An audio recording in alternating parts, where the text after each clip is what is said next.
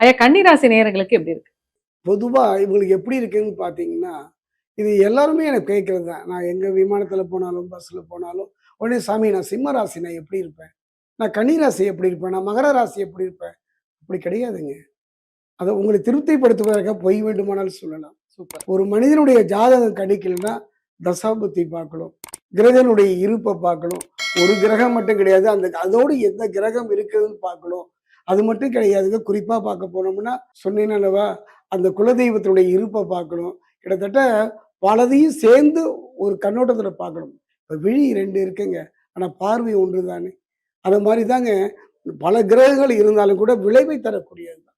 அந்த வகையில பார்க்கும் பொழுது 2026 ஏற்கனவே திருக்கணித பிரகாரம் நம்ம பேசிட்டோம். அடுத்தது வாக்கியம். ஒண்ணும் இல்லைங்க. அது அப்ப பேசலாம், இது இப்ப பேசலாம். அவ்வளவுதான். பலன் 1 தானே. அந்த வகையில பார்க்கும்பொழுது கன்னிராசியை பொறுத்தவரைக்கும் என்னுடைய அனுபவத்துல ஒரு அற்புதமான ஒரு ராசி என்று தான் சொல்லுவேன். அதே நேரத்துல சனி பகவானை பொறுத்தவரைக்கும் அவருக்கு பார்வைங்க. சனி பகவான் ஒவ்வொரு கிரகத்துக்கும் ஒரு பார்வை உண்டு. அந்த வகையில சனி பகவானுடைய பார்வை எதுன்னு பார்த்தீங்கன்னா, ஆ குறிப்பா பார்த்தீங்கன்னா 3. அதாவது பார்த்தீங்கன்னா, அவர் 3ஆம் பார்வையா ரிஷபத்த பார்க்கிறார். அடுத்தது 7ஆ கன்னிய பார்க்கிறார். அடுத்தது 10ஆ பார்த்தீங்கன்னா தனுசு பார்க்கிறார். அப்போ சனி பகவானுடைய பார்வை படுகின்றது.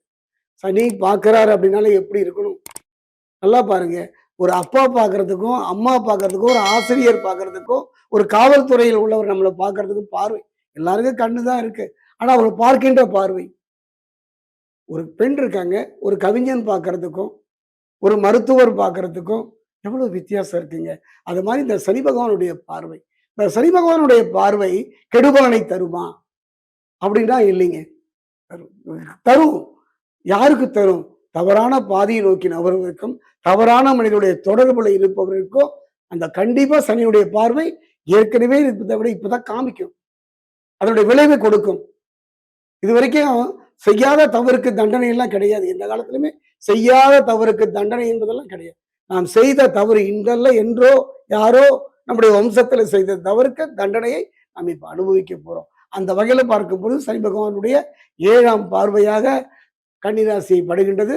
அப்ப சனி பகவான் எப்படி இருக்காரு அப்படின்னு பாத்தீங்கன்னா கண்டக சனியாக இருக்கின்றார். ஐயோ, கண்டக சனியாக வந்து விட்டதே என்றெல்லாம் தலையில துண்டை போட்டுட்டு ஒரு ஓரத்துல எல்லாம் போய் படுத்துறாதீங்க.